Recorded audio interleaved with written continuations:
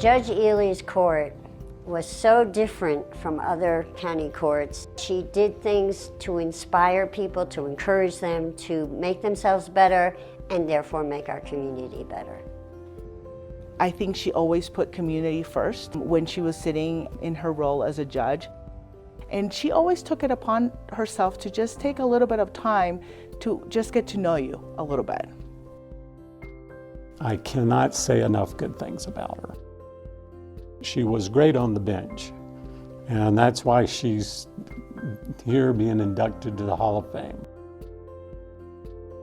My name is Erin Louise Fernandez. That's what I was born with. Born in Arlington, Virginia, to Louis Andre Fernandez and Mildred Wallen. My father was in the diplomatic service. They lived in Chile and Paraguay before I was born. My father went to law school, to Georgetown Law School, and then became an international lawyer economist.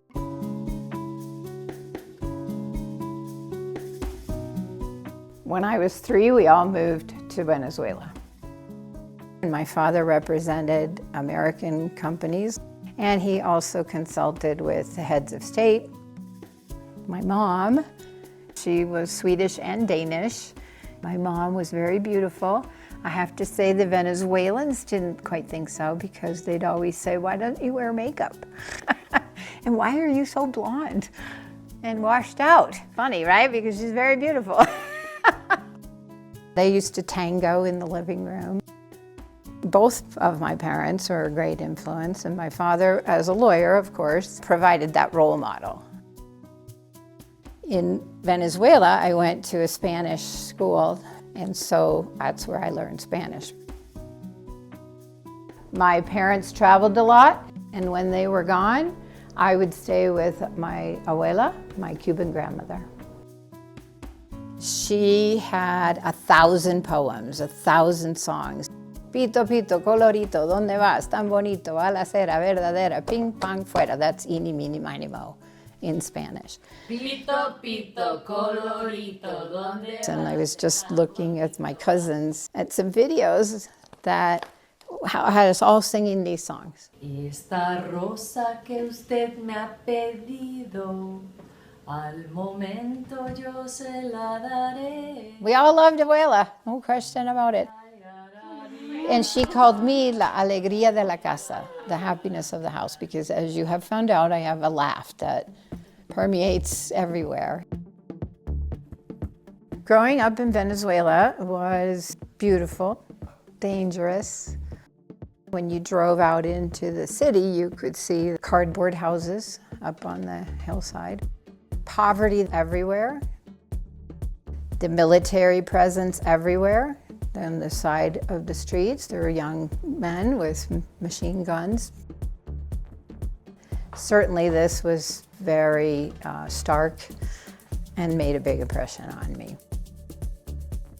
My father decided that I should go to boarding school.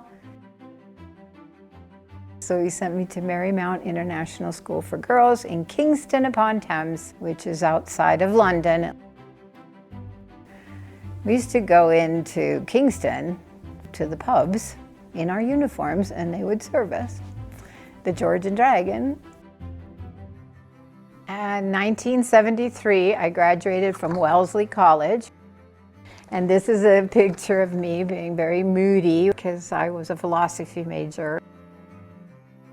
And then I went to University of Florida Law School, and then took the bar and went to work for the DA's office. This was the economic crime unit, so what that meant is white-collar crime, essentially. So I came to Aspen to live in 1979, and I was intrigued by Aspen on many levels. Immense beauty, obviously. The mountains were beautiful. People questioned things. They didn't just accept the status quo. I felt like there was opportunity here. I studied for the Colorado bar exam. I worked at the Hotel Jerome as a waitress. Hard job, so hard. Saw Willie Nelson, met people like Albert Finney and Jack Nicholson, all of those people that you would meet, and it was no big deal.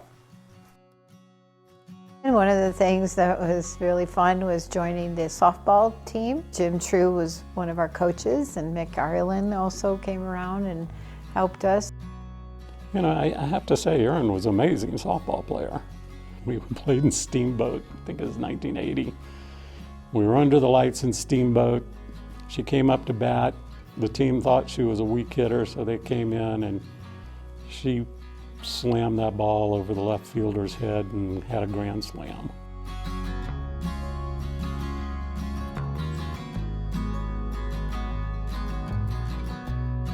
Early on in my legal career in Aspen, I handled a case that went all the way to the Supreme Court. It was a case of first impression. Colorado did not have any law on the issue that was before them. She was the primary architect of the defense of her landowner client against the county on her land use regulation. I perfected the appeal to the Court of Appeals. Sat in front of the Supreme Court against the county attorneys and against the Attorney General's office. She argued the case by herself. And they agreed with me. They overruled the district court and found in my favor.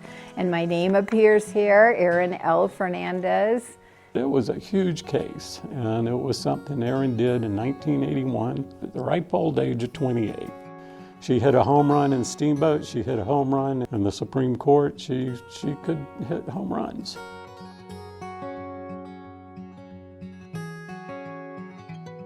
Jim True introduced me to John, who was also another young lawyer, very smart. We went to Eastern Winds for lunch, and the fortune cookie said, "Stop searching, happiness is right next to you." So we took that literally, I guess. We had two beautiful children. We had horses, skied, played hockey. The kids played hockey. And John's parents were a big part of our lives. Both of the kids went to the Waldorf school. We had our own community there in a very beautiful place. It was a wonderful experience for all of us. I was appointed to the Pickens County bench, and I started January 4th, 2000. On the first day on the bench, I noticed that there was a lot of homelessness, mental health. It was very obvious that people, especially in county court, didn't have a place to live, didn't have food. Incarceration is just warehousing people and feeding them, and they get out and they do it again. Jail wasn't the right spot for any of these people, and I had Don Bird, who was the jail administrator, who was very bright, very involved, came to me and said, "Judge, we've got to be able to do better things." So the whole community, Nan Sundin, Mine Springs, the hospital, and we all went to the Human Health Service building. We all came up with something called the difficult to serve, because they were difficult to serve. So I had the ability to, instead of putting somebody in jail, to say, "Hey, let's help this person." So Don Bird and Gail Nichols, who was a prosecutor at the time, was part of a group called The Right Door, a nonprofit. What The Right Door enabled us to do was to get rid of cash bond when it was necessary. Even if you were arrested on a petty offense or a misdemeanor, you had to put up money to get out of jail. And a lot of people don't have that kind of money. She made it so if you were arrested, you did not have to put up any money at all, as long as you identified yourself, and then you'd be released. People who drink too much. She came up working with The Right Door, a program where they would get treatment while they were coming to court. And the deal was, you get some treatment, I'm going to be more lenient. What Judge Ely felt there was a need for was a mental health court. In other words, defendants who were suffering from some kind of mental illness. She created mental health court. I don't know another county court judge that ever thought of doing that. What we were able to do was to address the mental health issues in innovative ways. And then that person would do drug testing, would meet with a therapist, would do mental health evaluations, and then report back to the court and let the judge know how they were doing. Everybody was involved. The police, the sheriffs, mental health workers, the case managers have all been instrumental in making all of these programs work. And Bob was very enlightened. Bob brought us. It's a lot of money and a lot of putting pieces together that I don't think anyone other than Judge Ely could have done it. The Aspen way is to improve and to innovate and to use what you've got in a substantive way. And we have loyalty to our community.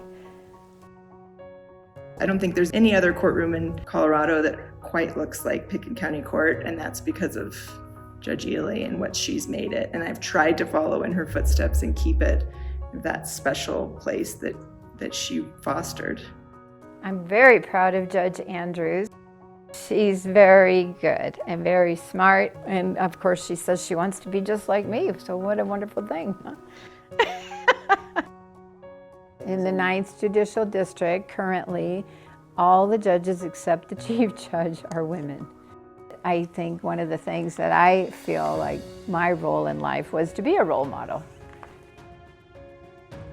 I retired in October 30th, 2021, so 21 years. As a county court judge, I presided over 25,000 cases and about 60 jury trials. My daughter is in law school, taking after her parents. She and Tabitha live together and have Ollie. Michael is married to Kaylee, and they're going to have a baby in August. So that's the big news. We're very excited, all of us. John was a brilliant person, brilliant lawyer. He really believed in doing the right thing. You have to do what you can identify as the right thing, and good things will come from it. And as everyone knows, he passed away, and we've all, it has left a big hole in our lives. Alice has been a friend for a very long time, and she's a very joyous person, very upbeat, and has been a godsend, really, in this period of my mourning.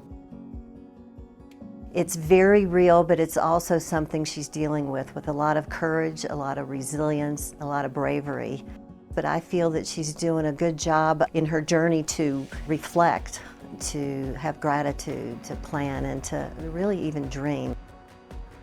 I love Aspen. I am incredibly lucky. I don't know how this happened, but I love being here and part of my community.